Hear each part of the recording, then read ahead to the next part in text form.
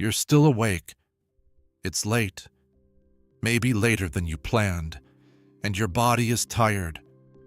Genuinely tired, but your mind won't stop.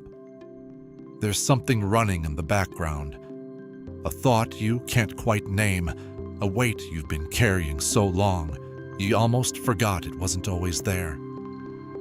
Maybe it's worry. Maybe it's something that happened today, or something that might happen tomorrow. Maybe you don't even know what it is. Just this quiet hum of unease that follows you even into the dark. You didn't come here by accident. Something brought you to this moment, this video, this voice, this stillness. And I want you to know something before we go any further. You don't have to figure everything out tonight. You don't have to fix anything right now.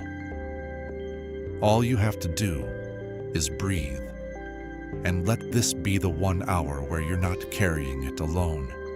Because there's an ancient voice that still speaks into nights exactly like this one, and it's been waiting for you.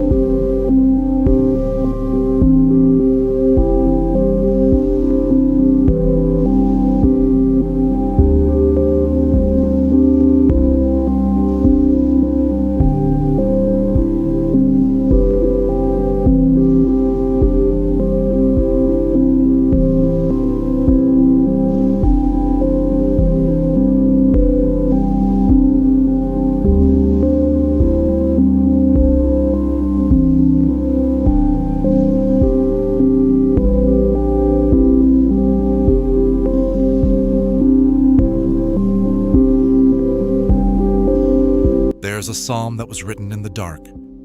Psalm 46, verse 1. God is our refuge and strength, a very present help in trouble.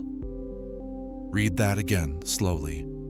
A very present help, not someday, not when things get better, not when you finally have the right words to pray.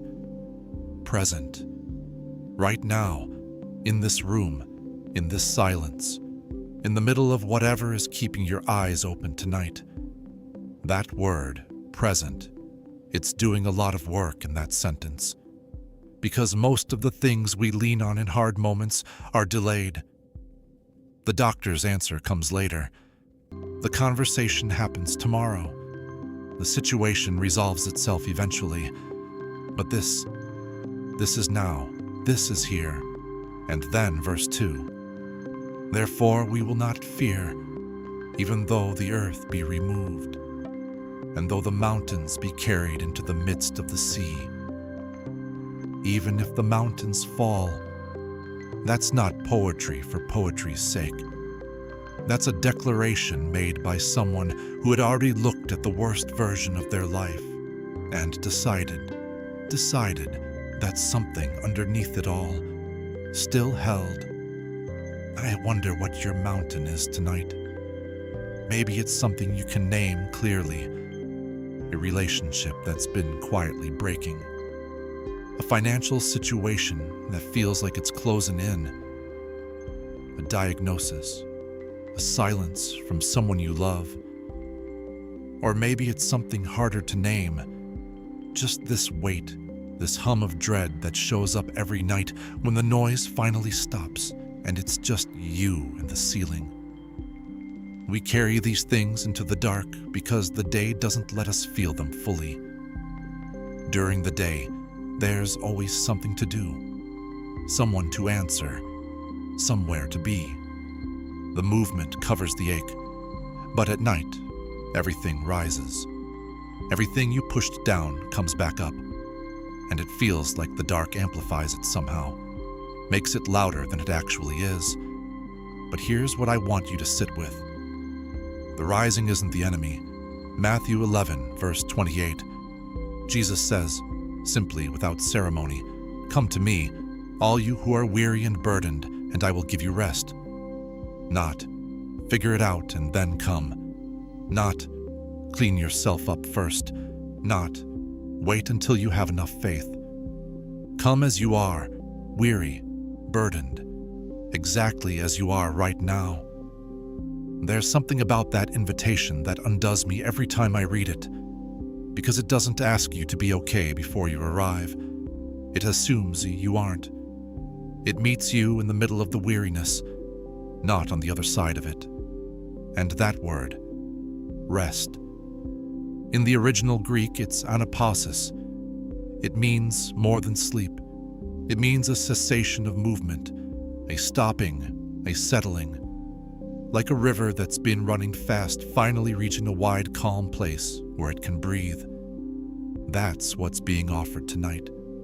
Not solutions, not answers, not the removal of every hard thing. A wide, calm place in the middle of it all. Psalm 23, verse 2. He makes me lie down in green pastures. He leads me beside still waters. He makes me lie down.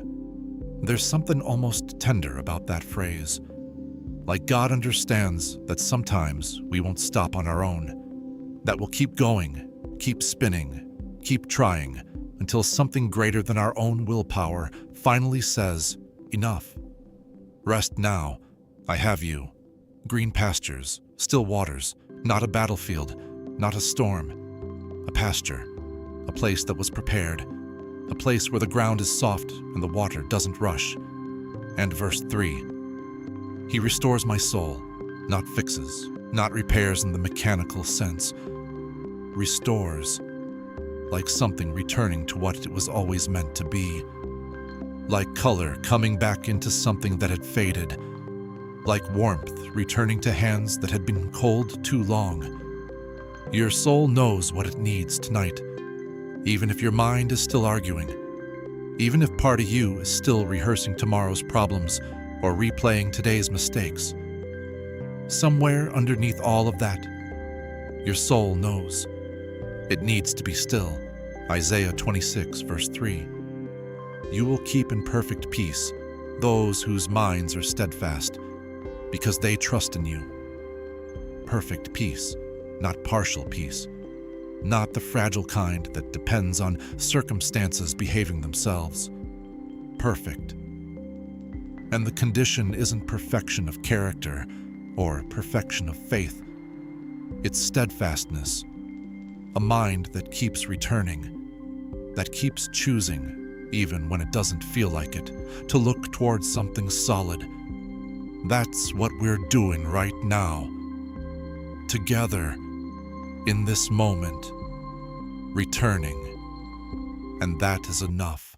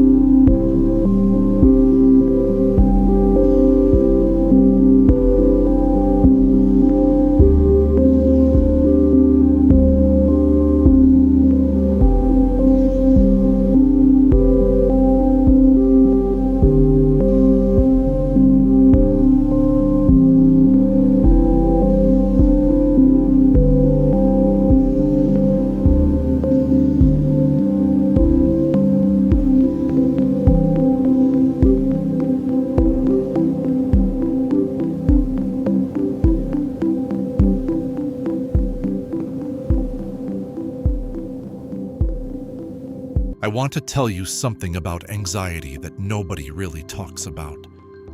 It's patient. It doesn't announce itself. It doesn't arrive with a warning.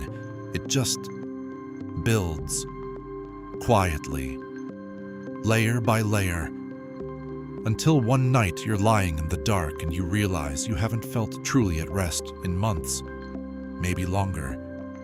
And by the time you notice, it already feels like it's always been this way. 1 Peter 5, verse 7. Cast all your anxiety on him because he cares for you. Cast, not manage, not suppress, not carry more carefully. Cast, like something you throw, like something you release from your hands intentionally, with force even, the kind of release that leaves your arms empty. There's a physical image in that word that I think we miss when we read it too quickly. Casting isn't passive. It's an act. It requires something of you. You have to pick it up, acknowledge it, name it, and then let it go towards something that can actually hold it. And the reason given is not complicated. Because he cares for you, not because you earned it, not because you prayed correctly or believed perfectly, because he cares. It's almost embarrassingly simple, and yet it's the thing we forget most. Philippians 4, verses 6 and 7. Do not be anxious about anything, but in every situation, by prayer and petition, with thanksgiving, present your requests to God, and the peace of God, which transcends all understanding, will guard your hearts and your minds in Christ Jesus. Guard, that's a military word. It means stationed, present, actively protecting. Not a peace that floats in from somewhere above when everything calms down. A peace that stands at the door of your heart and your mind in the middle of the storm and holds the line. That transcends all understanding, meaning you won't be able to explain it. You won't understand why you feel it, given everything that's still unresolved. It won't make logical sense, and that's precisely how you'll know it's real. I've met people who've been through things I couldn't imagine, loss that should have destroyed them, circumstances that would have broken most of us. And they had this quality about them, this quietness at the center, that didn't come from having answers. It came from somewhere else entirely. That's what this passage is pointing at. Not a formula, not technique, a presence that guards. Romans 8, verse 26. In the same way, the Spirit helps us in our weakness. We do not know what we ought to pray for, but the Spirit himself intercedes for us through wordless groans. Wordless groans. I want you to sit with that for a moment, because it means that even when you don't have language for what's happening inside you, even when you can't put it into a prayer, can't form the right words, can't explain it to anyone including yourself, something is still being spoken on your behalf. The groan that has no words is still heard. That changes something, doesn't it? The pressure to perform, to pray correctly, to be articulate in your pain, all of that, it falls away. Because the communication was never dependent only on your words. It was always deeper than that. Lamentations 3, verses 22 and 23. Because of the Lord's great love, we are not consumed, for his compassions never fail. They are new every morning. Great is your faithfulness. New every morning. Not carried over from yesterday with yesterday's weight. Not accumulated. Not given based on how well last week went. New. Whatever this night holds, whatever thoughts are still circling, whatever you're afraid of finding when the morning comes, the morning itself carries something that this night cannot touch. And that's not wishful thinking. That's a statement made in the Book of Lamentations, which is, let's remember, a book about devastation, about a city in ruins, about grief that had no bottom. And somehow, even from inside that, the writer finds this, new every morning. If grace could be found there, in that, then maybe it can be found here, in this, in your particular darkness, in your specific kind of quiet suffering that you've been carrying alone. Maybe that's enough to breathe with tonight.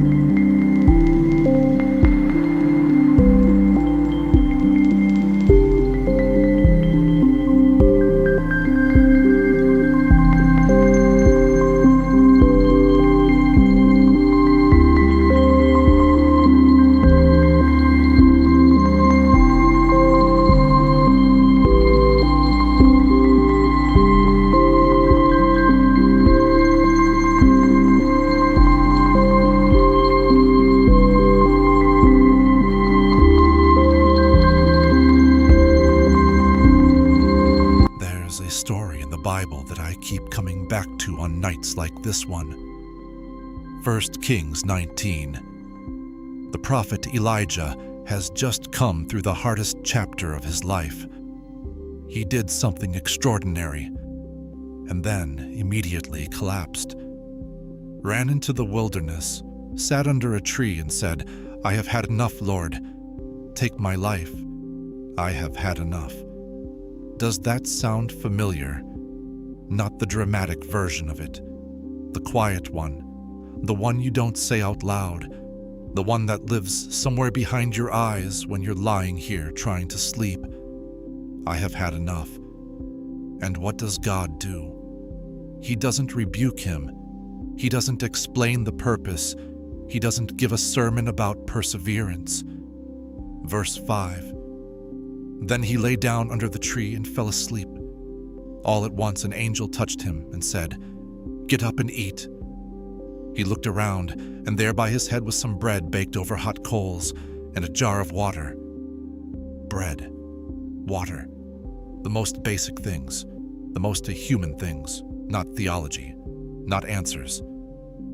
Food and rest, and then verse 7. The angel of the Lord came back a second time and touched him and said, "Get up and eat, for the journey is too great for you."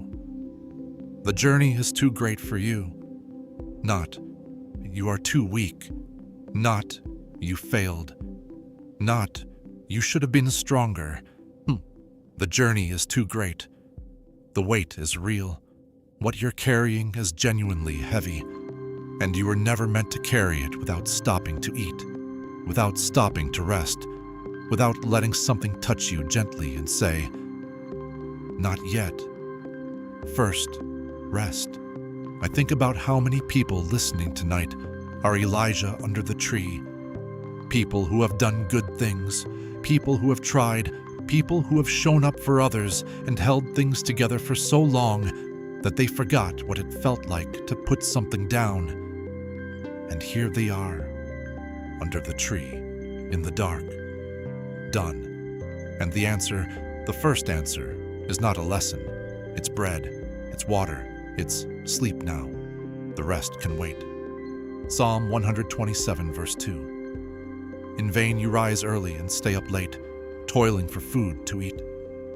For he grants sleep to those he loves.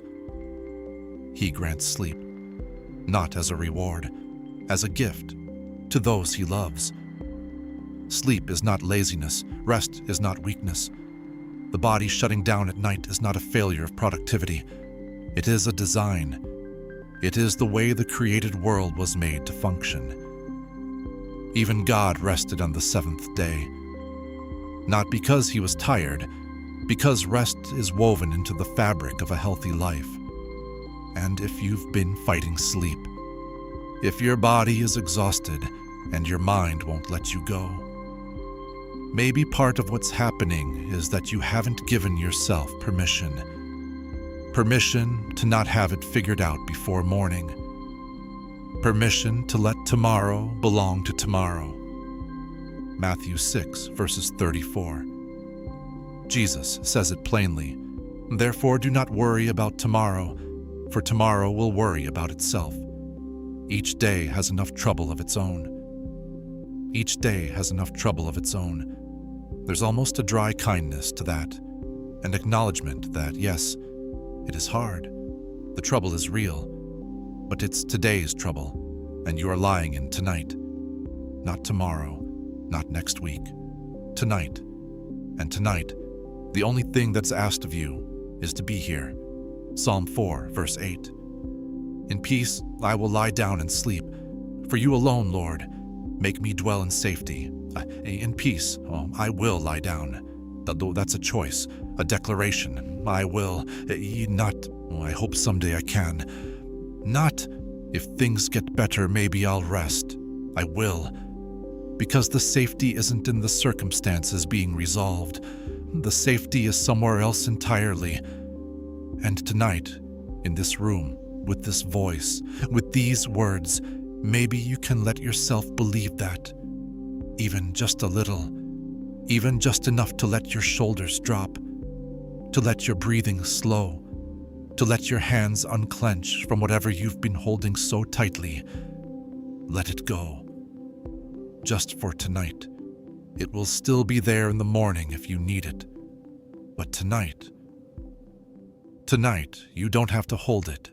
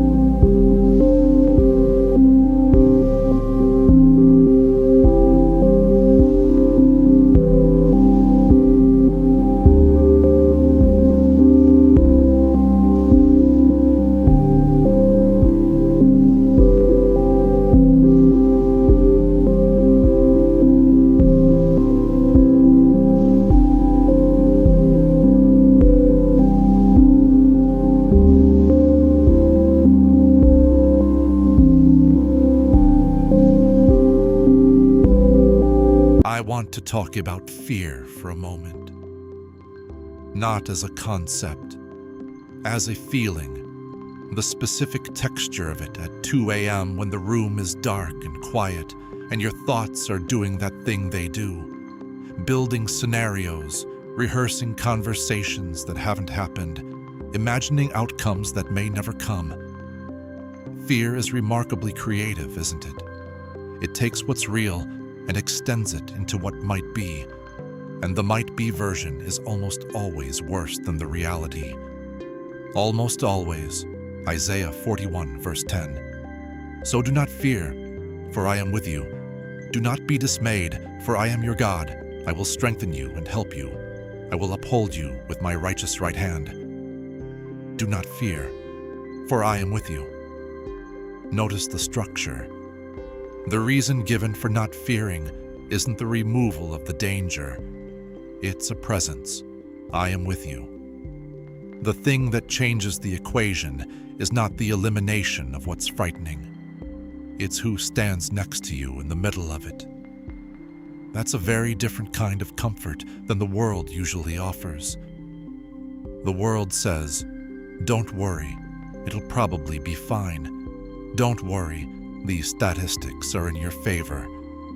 Don't worry, things usually work out." And sometimes those things are true and helpful, but they're fragile, because sometimes things don't work out. Sometimes the statistics aren't in your favor. Sometimes it isn't fine. But a presence that doesn't leave, that's a different kind of foundation. Psalm 34, verse 18. The Lord is close to the brokenhearted and saves those who are crushed in spirit. Close to the brokenhearted, not distant from them, not waiting for them to get better before returning. Close, like someone who has pulled their chair right next to you, who doesn't try to fix what can't be fixed tonight, who just stays. I think about what it means to have someone stay, not someone who comes in with solutions, not someone who fills the silence with advice or optimism or theological explanations, just someone who sits down and stays, who lets the silence be what it is, who doesn't need you to perform okayness for them. That's what the psalm is describing. And maybe tonight, if you're honest, what you need most isn't an answer. It's that, someone to stay, something that doesn't move, something that holds even when you can't hold yourself. John 14, verse 27. Jesus says, "Peace I leave with you, my peace I give you. I do not give you as the world gives. Do not let your hearts be troubled, and do not be afraid." My peace, not the world's peace. The world's peace is conditional. It depends on things going right, on the news being good, on the people around you behaving well, on your body working as it should, on your finances holding, on your plans succeeding. This peace is different. It exists before the conditions are met. It lives underneath the circumstances. It doesn't wait for permission. Do not let your hearts be troubled. Let, as if the trouble needs your cooperation to stay, as if there's something you can do with the inside of your chest, a kind of releasing, a kind of opening that changes the quality of what lives there. You can't think your way into peace. You can't argue yourself into it, but you can choose, even imperfectly, even partially, to not grip the fear so tightly, to hold it loosely, to let it be there without letting it be in charge. Psalm 56, verse 3. When I am afraid, I put my trust in you. When, not if. The psalmist doesn't pretend he's never afraid. He doesn't claim some elevated state where fear never visits. He says, when.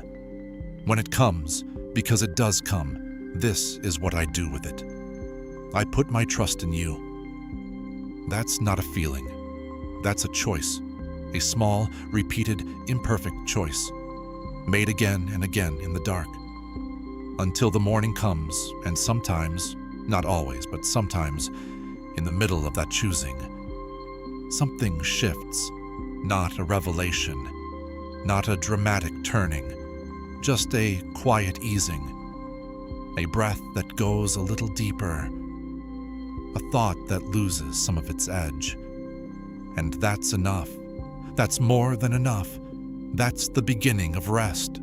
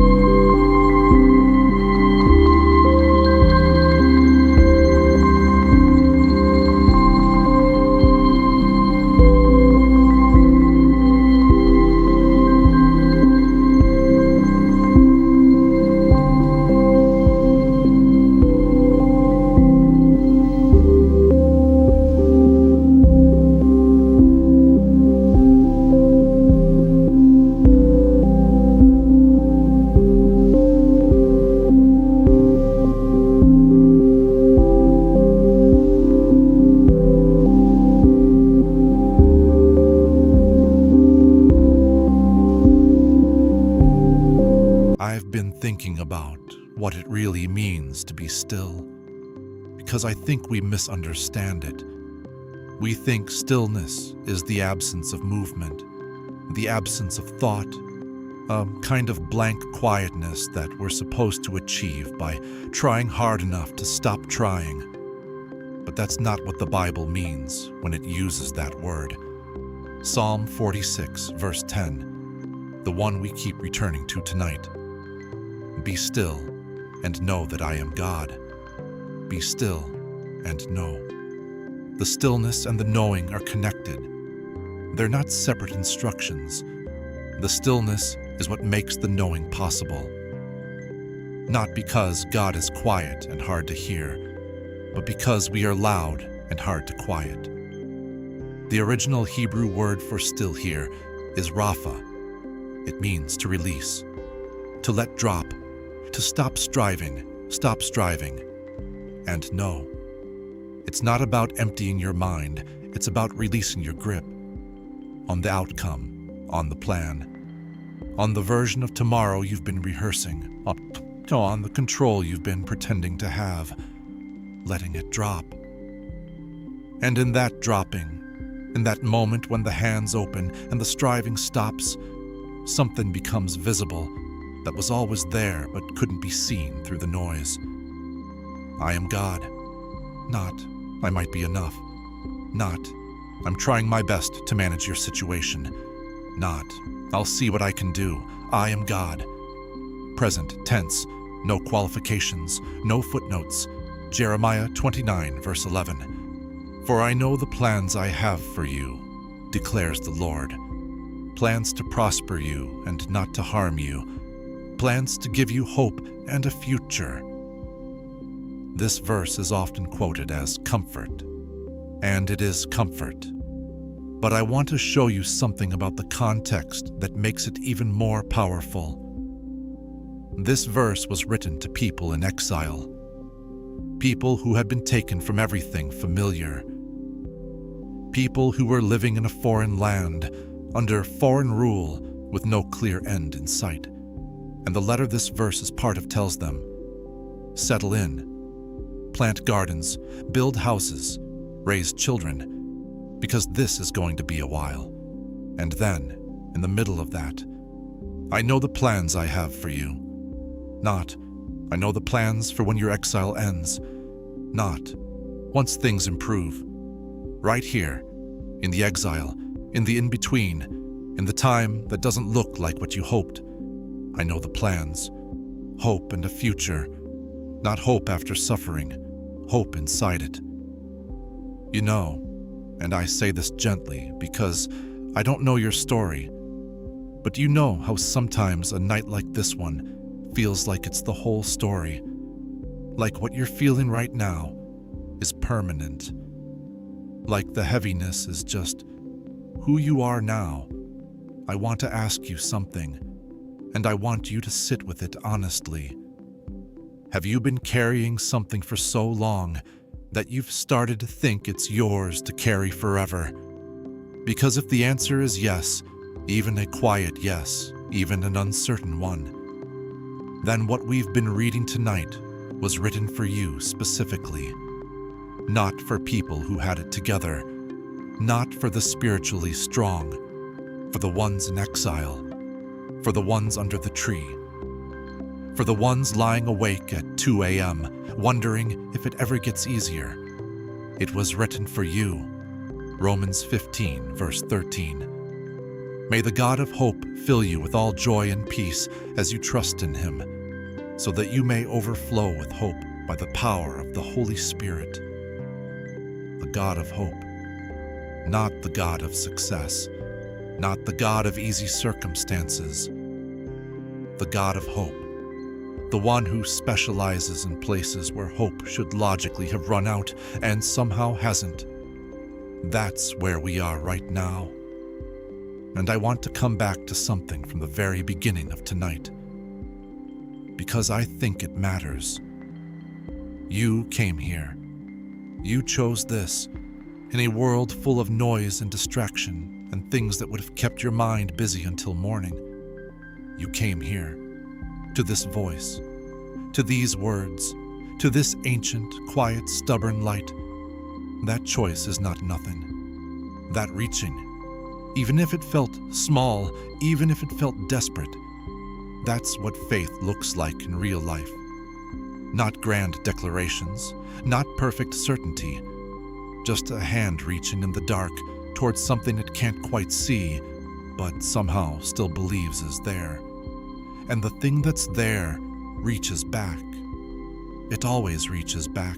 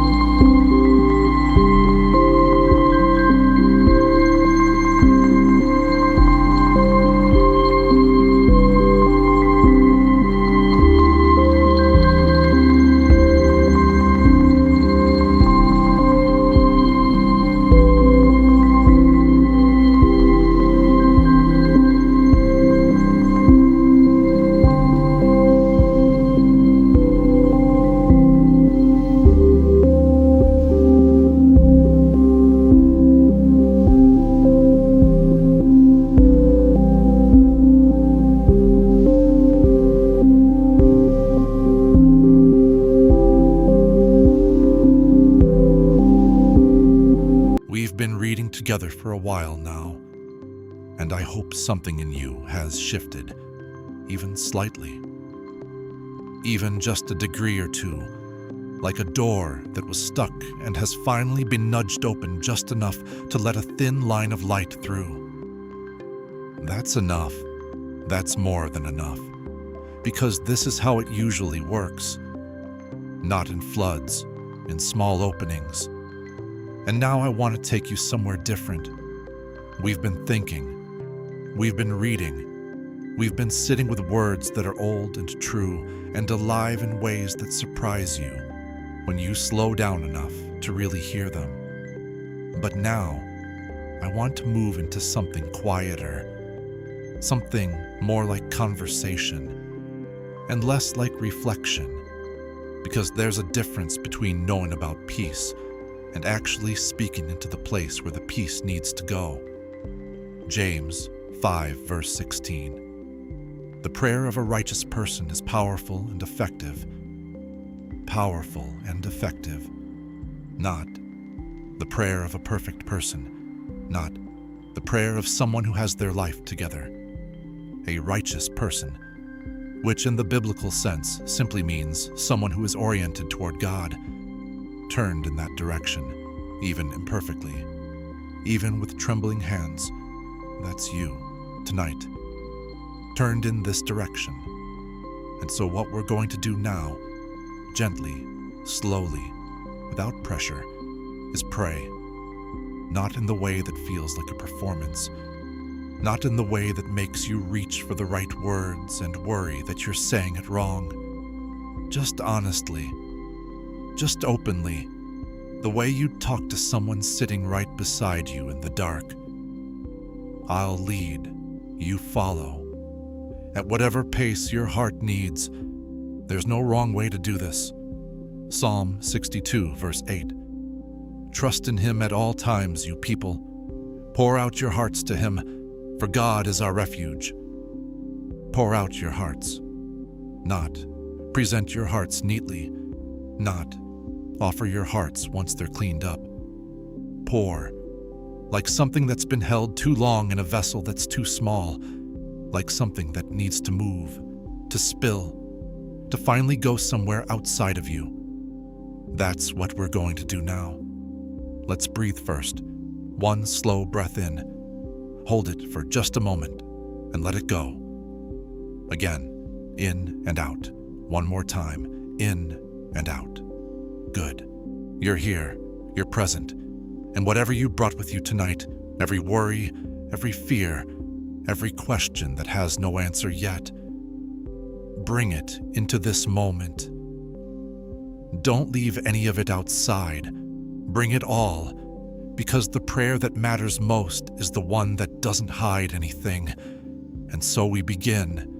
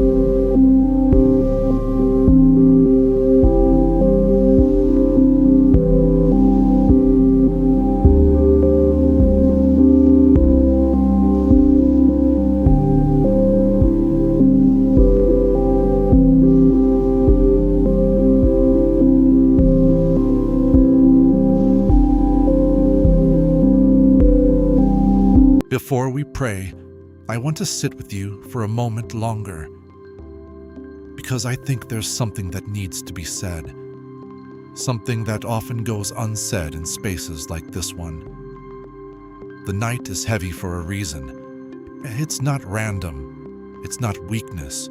It's not a spiritual failure. The night is heavy because you are a person who feels things, who cares about things, who carries things for yourself, for the people you love, for the life you're trying to build or hold together or survive. And feeling things deeply is not a flaw. It is the very thing that makes you human. Hebrews 4, verse 15. For we do not have a high priest who is unable to empathize with our weaknesses, but we have one who has been tempted in every way, just as we are, yet he did not sin. Tempted in every way, just as we are. I want you to sit with the weight of that sentence. Jesus, the one we've been reading about all night, was not an observer of human suffering from a comfortable distance. He entered it fully. He knew what it was to be tired, to be misunderstood, to grieve, to feel abandoned, to carry something so heavy that he sweated drops of blood in a garden the night before the worst day of his life. He knows what a hard night feels like from the inside, not from a textbook, from experience. And so when you bring your night to him, when you speak into this darkness and say, I'm tired, I'm afraid, I don't know how to keep going, you're not speaking to someone who nods politely and waits for you to finish. You are speaking to someone who has been here, who sat in his own darkness and asked his own unanswerable questions. Matthew 26, verse 38. In the Garden of Gethsemane, Jesus says to his disciples, My soul is overwhelmed with sorrow to the point of death. My soul is overwhelmed with sorrow to the point of death. Let that land. The Son of God, on the night before the cross, said, I am overwhelmed. Not, I am managing this well. Not, I have the strength for what's coming. Not, trust the plan. I am overwhelmed. And then verse 39. Going a little farther, he fell with his face to the ground and prayed, My Father, if it is possible, may this cup be taken from me, yet not as I will, but as you will. May this cup be taken from me. He asked for a different outcome. He asked honestly. He asked desperately. He didn't perform peace he didn't feel. He said, if there's another way, I want the other way. And then, and only then, not as I will, but as you will. The surrender came after the honesty, not instead of it. I think we get this backwards sometimes. We think the right kind of prayer skips the part where you say what you actually want, where you name what you're actually afraid of, where you admit that you would very much prefer a different cup. But Jesus didn't skip it. He said it out loud to his Father in the dark, on his face on the ground, and that rawness, that honesty, that desperate asking was not a failure of faith. It was faith. Real faith doesn't look like serenity in the face of suffering. Real faith looks like staying in the conversation even when the conversation is painful. Like continuing to speak into the dark even when you're not sure anything is listening. Like falling on your face and talking anyway. Isaiah 53, verse 3. Speaking of Jesus, he was despised and rejected by mankind, a man of suffering and familiar with pain. Familiar with pain. So when your pain shows up tonight, whatever its name, whatever its shape, it is not foreign to the one you're speaking to. It is familiar. He recognizes it, and he receives it. Psalm 55, verses 22. Cast your cares on the Lord, and he will sustain you. He will never let the righteous be shaken. Sustain, not fix immediately, not remove permanently. Sustain, hold up, keep standing, keep breathing, keep going one more day, one more night, one more hour. Sometimes that's the whole miracle, that you are still here, that you made it to this moment, that you are still breathing and still reaching and still, somewhere deep inside you, still hoping. That is not a small thing. That is everything. Psalm 34, verse 15. The eyes of the Lord are on the righteous, and his ears are attentive to their cry. His ears are attentive. Right now, in this room, in this darkness, attentive. And so, whatever you've been holding back, whatever you haven't been able to say to anyone, whatever has been living in your chest for weeks or months or years without a place to go, you can say it now. He is listening, and in a few moments, we will.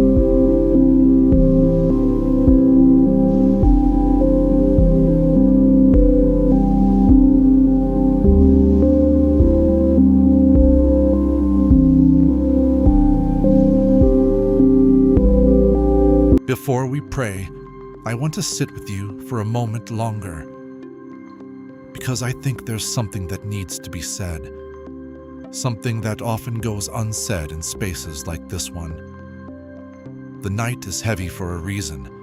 It's not random. It's not weakness. It's not a spiritual failure. The night is heavy because you are a person who feels things, who cares about things, who carries things for yourself, for the people you love, for the life you're trying to build or hold together or survive. And feeling things deeply is not a flaw. It is the very thing that makes you human. Hebrews 4, verse 15. For we do not have a high priest who is unable to empathize with our weaknesses, but we have one who has been tempted in every way, just as we are, yet he did not sin. Tempted in every way, just as we are, I want you to sit with the weight of that sentence. Jesus, the one we've been reading about all night, was not an observer of human suffering from a comfortable distance. He entered it fully.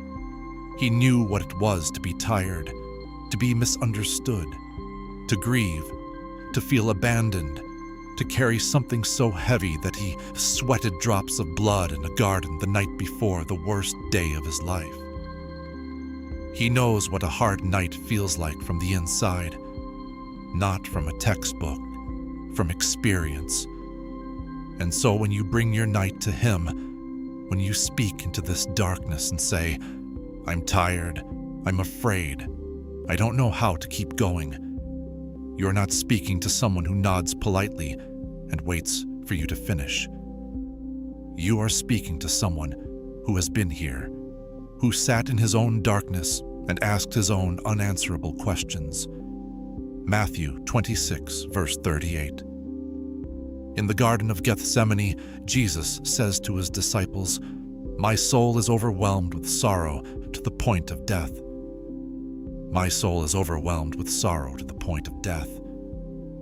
Let that land. The Son of God on the night before the cross said, "I am overwhelmed." Not, "I am managing this well." Not, "I have the strength for what's coming." Not, "Trust the plan." I am overwhelmed. And then verse 39. Going a little farther, he fell with his face to the ground and prayed, "My Father, if it is possible, may this cup be taken from me, yet not as I will, but as you will." May this cup be taken from me. He asked for a different outcome. He asked honestly. He asked desperately. He didn't perform peace he didn't feel. He said, "If there's another way, I want the other way." And then, and only then, not as I will, but as you will. The surrender came after the honesty, not instead of it. I think we get this backwards sometimes. We think the right kind of prayer skips the part where you say what you actually want, where you name what you're actually afraid of, where you admit that you would very much prefer a different cup. But Jesus didn't skip it. He said it out loud to his Father in the dark, on his face on the ground, and that rawness, that honesty, that desperate asking was not a failure of faith. It was faith. Real faith doesn't look like serenity in the face of suffering. Real faith looks like staying in the conversation even when the conversation is painful. Like continuing to speak into the dark even when you're not sure anything is listening. Like falling on your face and talking anyway.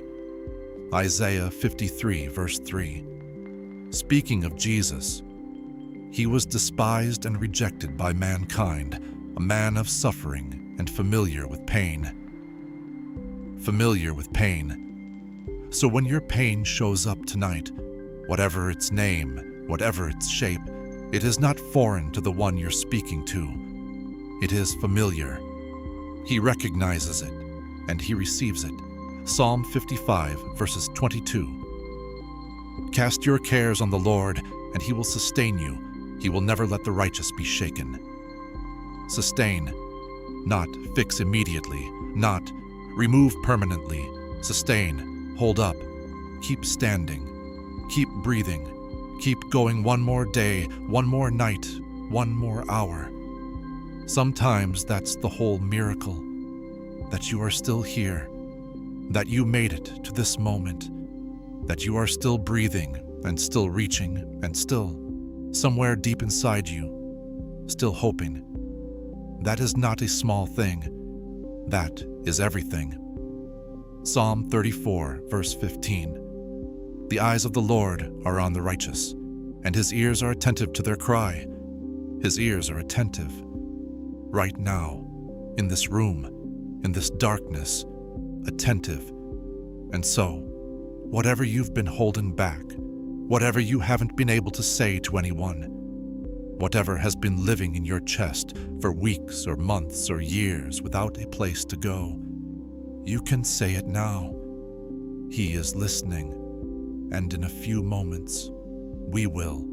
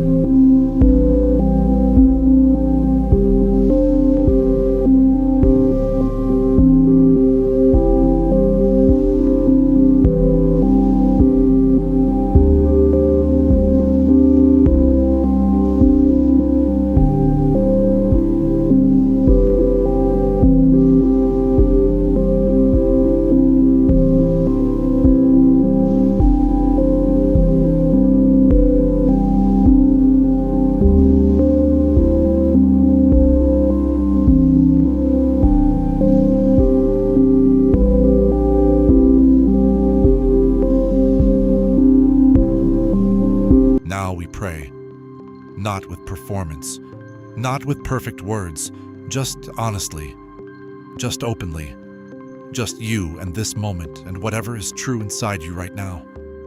I'll speak the words. You let them land wherever they need to land. And if something rises up in you as I speak, a memory, a name, a feeling, a face, don't push it away. Let it come. That's the thing that needs to be prayed. Let's begin. Father, we come to you tonight not because we have it together, not because our faith is strong or our hearts are clean, or we have earned the right to speak.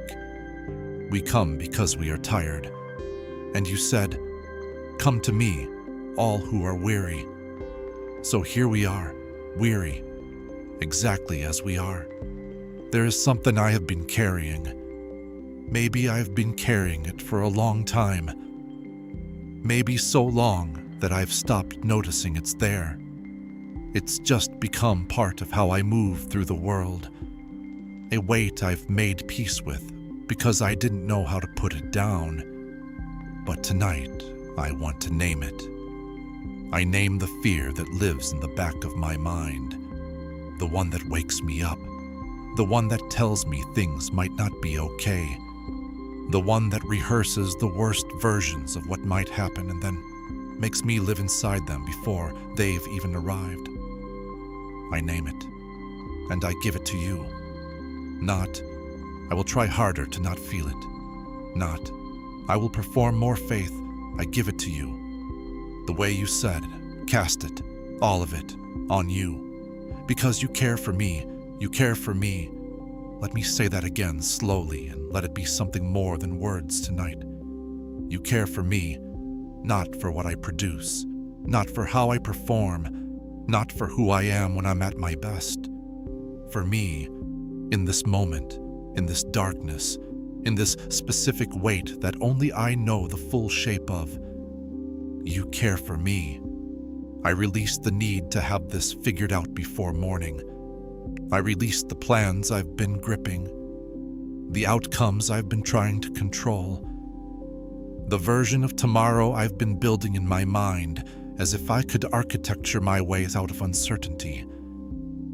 I release it, not because I don't care, but because caring was never the same as controlling, and I was never meant to carry what only you can carry. I give you the relationship that's been heavy, the conversation that hasn't happened yet, the silence from someone I love, the distance I don't know how to cross. I give you the situation that has no clear answer, the thing at work, the thing at home, the thing I haven't been able to tell anyone because I don't fully understand it myself. I give you the fear about health, about money, about the future, about whether I am enough, whether I have done enough, whether I will be okay. I give you all of it, not because I know exactly how you'll handle it, but because I've read tonight about who you are, about what you do with broken things, about how you meet people under trees and in exile and in gardens at night and in dark rooms just like this one. And I choose to trust that, even imperfectly, even with questions I still can't answer, even with doubt that lives right alongside the faith. I choose to trust that for every person listening tonight who is carrying something they haven't named yet, something they've been too afraid to bring into the light, even in prayer. I ask that you would be gentle with them right now, that your presence would move in whatever direction is needed, that they would feel, even faintly, even for just a moment, that they are not alone, that something is here, something that does not sleep, something that sees them exactly as they are and is not disappointed, is not surprised, is not waiting for them to be better before it draws close. Draw close tonight. Psalm 46, verse 10. We've returned to it all night, and we return to it now. Be still, and know that I am God. So we practice that now. We stop striving, we release our grip, we let drop what we've been holding, and in the quiet that follows, in the space that opens when the striving stops, we simply receive what is already true. You are here. You have always been here, and we are held. Thank you for this night, for these words, for the strange grace of being awake when we would rather be asleep, because maybe, this was the night we needed to find our way back to something we'd forgotten, that we are not alone. That morning comes, that there is a peace that does not depend on circumstances, and that we are loved, deeply, specifically, unwaveringly loved. Amen. Take a breath, a slow one, in and out. Let your body be a little heavier than it was a moment ago. Let your shoulders drop. Let your jaw unclench. Let the breath do what it knows how to do. You've just done something real, and now there's one more place I want to take you before we close.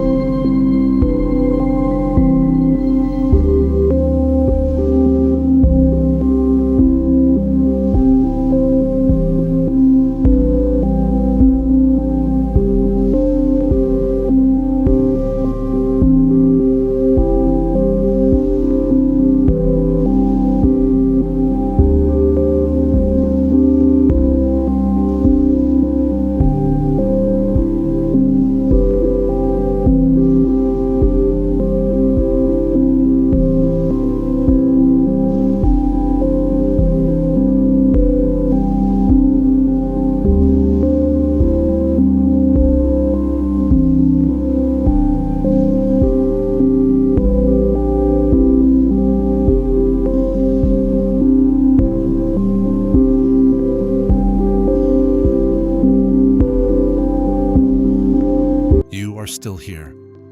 And that means something. Because rest, real rest, doesn't always come all at once. Sometimes it arrives in layers. First, the body slows, then the breathing deepens, then the thoughts begin to lose their urgency. Then something underneath it all, something you can't quite name, begins to settle. That's where we're going now, into that settling. And I want to take you there slowly, through words, through breath, through a kind of prayer that isn't asking for anything, just resting inside what's already true. Let's read one more passage together before we go there. Psalm 131. The whole psalm, it's only 3 verses long, but it's one of the most quietly powerful things ever written. My heart is not lifted up. My eyes are not raised too high. I do not occupy myself with things too great and too marvelous for me. But I have calmed and quieted my soul, like a weaned child with its mother. Like a weaned child is my soul within me. O Israel, hope in the Lord from this time forth and forevermore. Like a weaned child with its mother. A weaned child is no longer nursing, no longer coming to the mother for something specific, no longer arriving with a need that must be met. The weaned child comes simply to be close, to rest in the presence, without agenda, without asking for anything, just to be near the one in whose arms everything is safe. That's the invitation right now.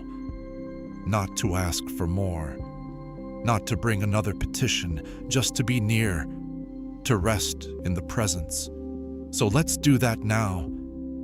Close your eyes if they aren't already closed.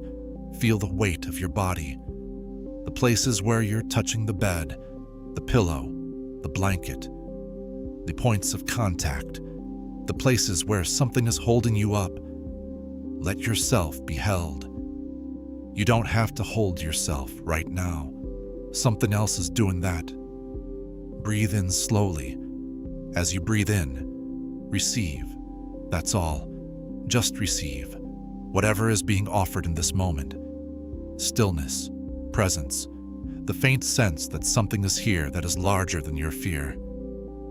Breathe in, and as you breathe out, release. Not dramatically. Not all at once, just a little. With each breath, a little more. The tension in your chest, the grip in your hands, the story your mind has been telling you about how this all ends. Release. Breathe in. Receive. Breathe out. Release. In. Receive. Out. Release. There's nowhere else you need to be right now. Nothing else you need to figure out. No conversation that needs to happen tonight. No problem that requires solving in the next few minutes. The only thing happening right now is this breath, and this breath, and this one. Isaiah 40, verses 28 through 31. Do you not know? Have you not heard? The Lord is the everlasting God, the creator of the ends of the earth. He will not grow tired or weary, and his understanding no one can fathom. He gives strength to the weary and increases the power of the weak. Even youths grow tired and weary, and young men stumble and fall. But those who hope in the Lord will renew their strength. They will soar on wings like eagles. They will run and not grow weary. They will walk and not be faint. He will not grow tired or weary. Let that be true tonight in the most practical sense. You are tired. He is not. You have run out of strength. He has not. You have reached the end of what you can carry. He has not. And so the exchange happens here, in the quiet, in the dark, in the space between one breath and the next. Your weariness, for his strength, not all at once, not in a rush, like water filling a vessel slowly, like warmth returning to something cold. Gradually, gently, in its own time. But it comes. It always comes. John 10, verse 27 and 28. Jesus speaking. My sheep listen to my voice. I know them, and they follow me. I give them eternal life, and they shall never perish. No one will snatch them out of my hand. No one will snatch them out of my hand. Out of my hand. Think about what a hand means. A hand is specific. A hand is intentional. A hand holds something deliberately, with purpose, with awareness of what it holds.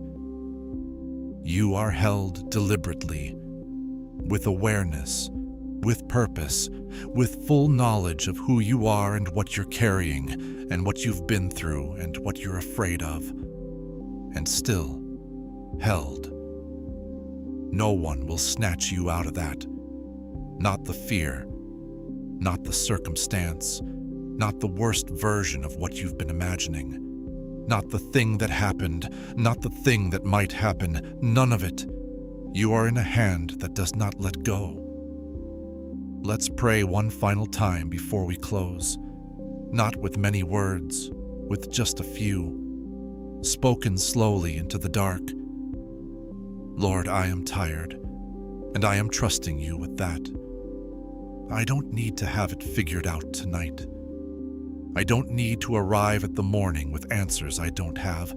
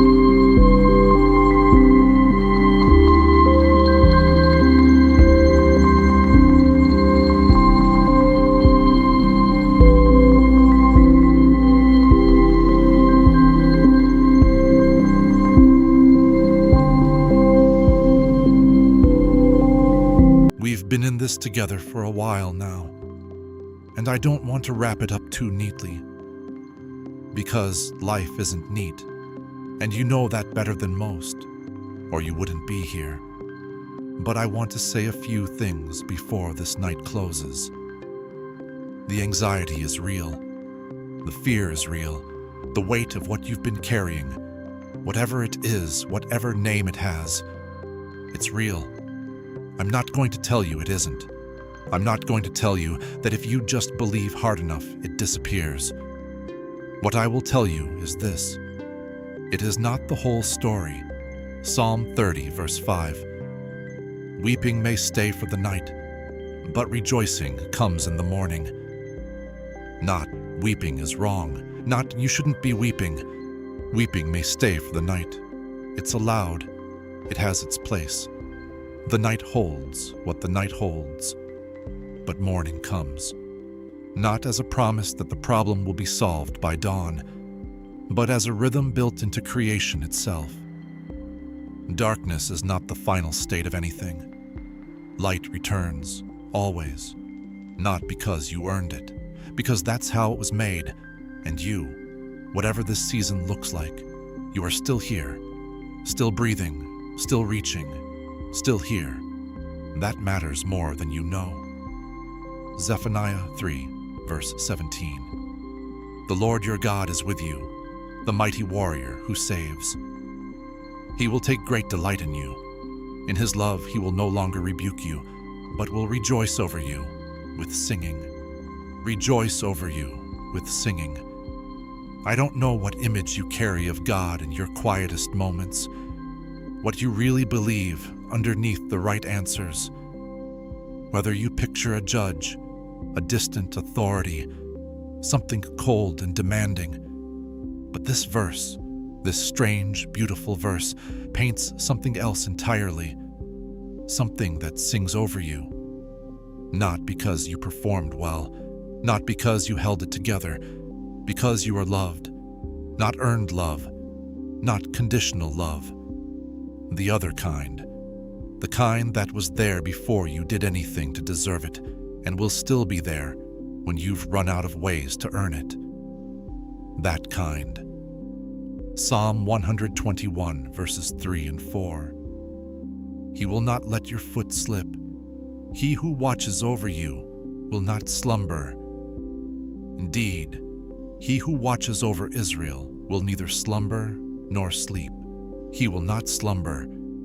Tonight, while you are trying to rest, while you are finally letting your eyes close, while the thoughts begin to slow and the weight begins to lift, something is awake. Something is watching. Something that doesn't sleep because it doesn't need to. You are being watched over, not surveilled, not monitored, watched over. The way a parent watches a sleeping child, with tenderness, with care, with the quiet knowledge that they are safe. You are safe, not because nothing bad can happen, but because nothing that happens is outside the reach of what holds you. And so tonight, I'm going to ask you to do one thing, just one. Let your body be heavy. Let the pillow hold your head. Let the breath come slowly. Let the thoughts pass through without grabbing them. And if a fear comes, let it come. Look at it. Name it if you can. And then, very slowly, very quietly, let it go. You were not made to carry this forever. You were made for green pastures and still waters, for mornings that are new, for a peace that guards from the inside, for a voice that sings over you in the dark. That voice is real, and it is speaking tonight, even now, even here, even for you.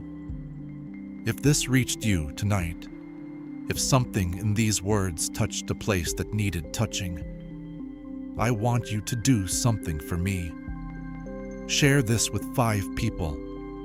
5 people who are also lying awake somewhere, who are also carrying something they can't quite put down, who need to hear that they are not alone in the dark.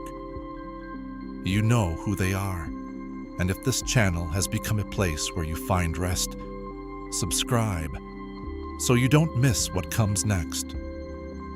Leave a comment below, not a polished one, a real one. Tell me what you're carrying tonight, or just tell me you were here, that you made it through this night. That means something. And if you have a topic, a fear, a question, a kind of night that has a name, tell me. The next video might be for you. Rest now. You've done enough for today.